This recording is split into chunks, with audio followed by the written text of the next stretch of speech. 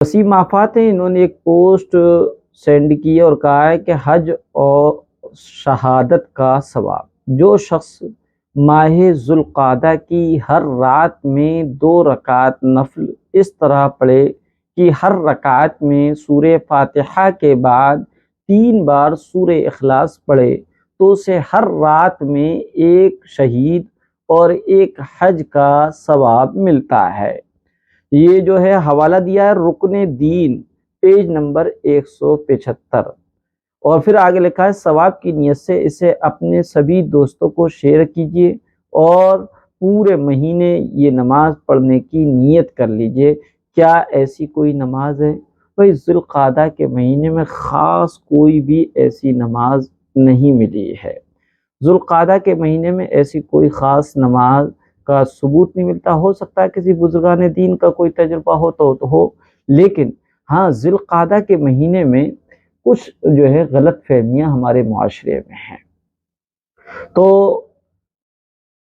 یہ سمجھ لیا جائے کہ ذوالقعدہ کا مہینہ جس کو عام طور پہ خالی کا مہینہ کہتے ہیں، کچھ لوگ منحوس بھی سمجھتے ہیں، حالانکہ اللہ تبارک و تعالی نے محض اپنے فضل و کرم سے ایک سال میں 12 مہینے بنائے ہیں۔ قرآن کریم میں بھی اس کا ذکر ہے، ان عدت الشہور عند اللہ 12 شہر، کہ سال میں جو ہے 12 مہینے تھے، اور ہر مہینے کو علیحدہ علیحدہ ایک نمایاں مقام اللہ تعالیٰ نے عطا فرمایا ہے۔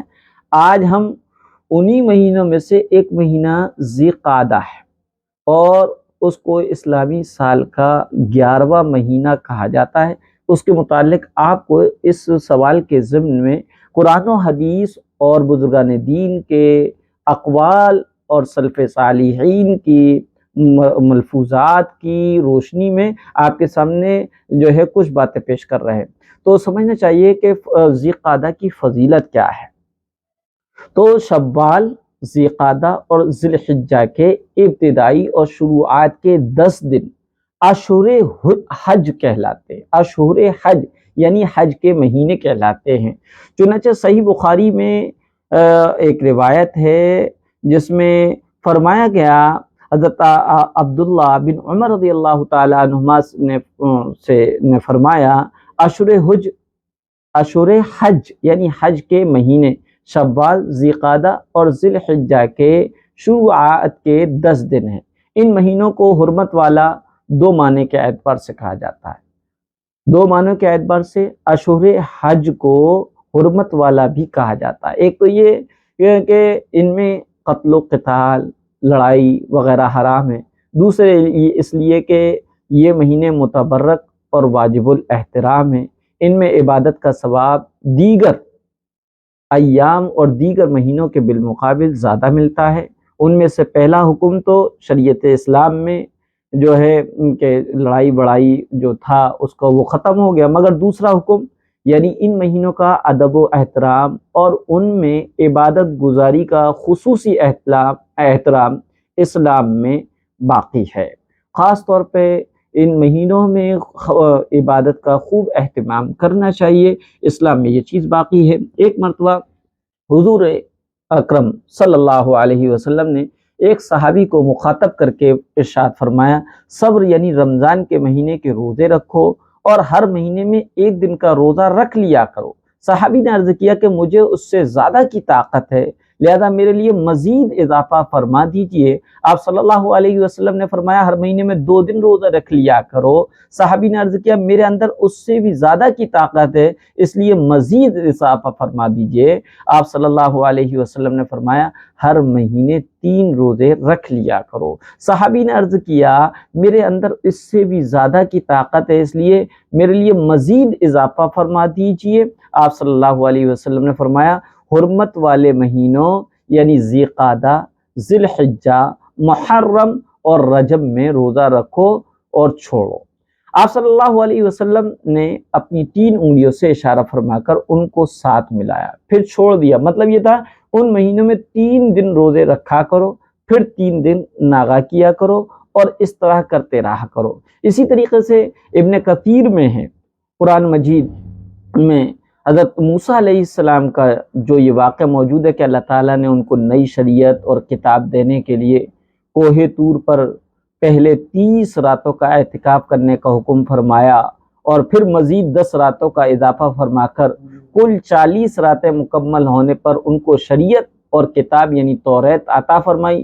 ان 40 راتوں کے بارے میں مفسرین نے لکھا ہے کہ یہ 40 راتیں ذی قعدہ کے پورے مہینے اور ذی الحجہ کے پہلے عشرے یعنی پہلے 10 دن کی تھی۔ چنانچہ امام ابن کثیر لکھتے ہیں کہ حضرت موسیٰ علیہ السلام کے اعتکاف کی میعاد عید الاضحیٰ کے دن پوری ہوئی تھی اور اسی دن آپ صلی اللہ علیہ وسلم یعنی موسیٰ علیہ السلام کو اللہ تعالیٰ سے ہم کلامی کا شرف بھی نصیب ہوا تھا۔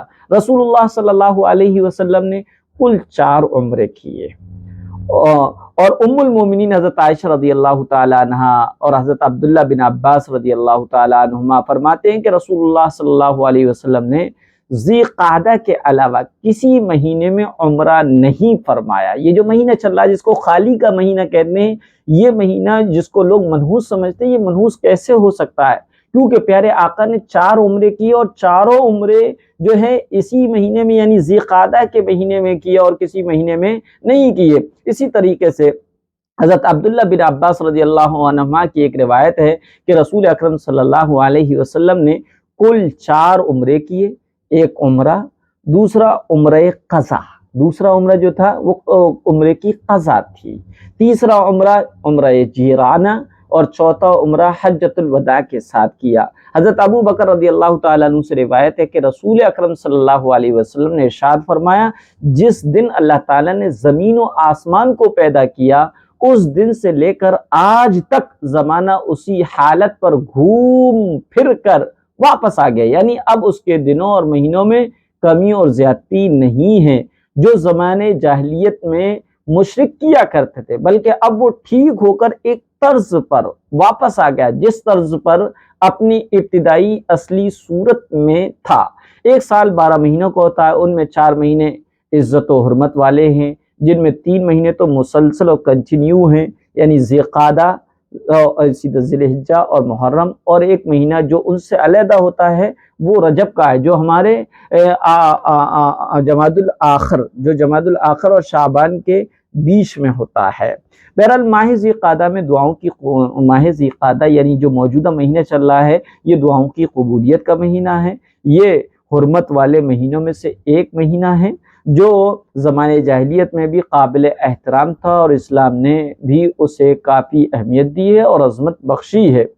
اسلام نے اسے اتنی اہمیت اور عظمت دی ہے کہ اسلام کے دشمنوں سے بھی اس مہینے میں لڑنا، جنگ کرنا، جدال کرنا حرام ہے۔ ہاں اگر اسلام دشمن جو ہے مسلمانوں کو جنگ کرنے پر مجبور کریں اور وہ جنگ کا آغاز کریں تو پھر دفاعی صورت میں اپنی آپ کی سیفٹی اور اپنی آپ کے بچاؤ کے لیے اپنا بچاؤ کرنا واجب ہو جاتا ہے۔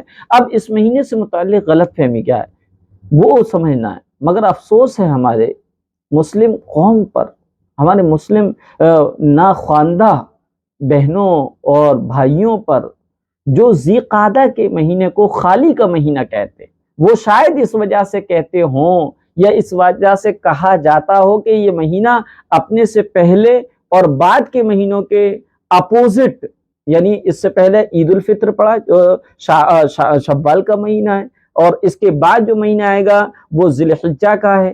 شوال میں عید الفطر پڑتی ہے اور ذی الحجہ میں عید الاضحیٰ پڑتی ہے، تو چونکہ شوال میں عید تھی اور ذی الحجہ میں بقرہ عید ہے، اس اعتبار سے یہ دونوں مہینوں کے درمیان ایسا مہینہ ہے جس میں کوئی تہوار نہیں، تو ہو سکتا ہے اس اعتبار سے کسی نے اس مہینوں کو خالی کا مہینہ بتایا ہو، اور خالی کا مطلب وہ یہ سمجھتے ہیں کہ اس مہینے میں کسی نیک عمل اور عبادت کی بالکل ضرورت نہیں۔ یہ خیال بالکل غلط ہے، فاسد ہے، سراسر لا علمی کی دین ہے، اس سے بچنا چاہیے۔ اسی طرح بعض لوگوں کا یہ خیال بھی ہے کہ چونکہ یہ خالی کا مہینہ ہوتا ہے اس لیے اس مہینے میں نکاح اور شادی وغیرہ بھی نہیں کی جا سکتی کہ کہیں وہ خیر و برکت سے خالی نہ رہ جائے۔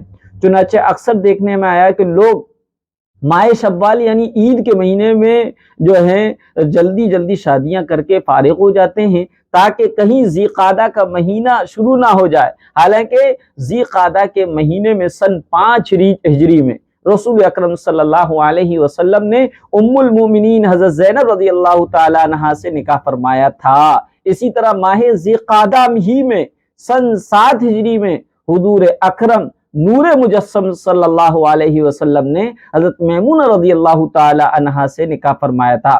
بس خلاصہ یہ نکلا کہ ماہ ذی قعدہ میں نکاح و شادی وغیرہ عبادات کرنے کو خیر و برکت سے خالی سمجھنا زمانے جاہلیت کی باتیں اور توہمات پرستی ہے، جن کا شریعت و اسلام سے دور دور کا کوئی تعلق اور واسطہ نہیں۔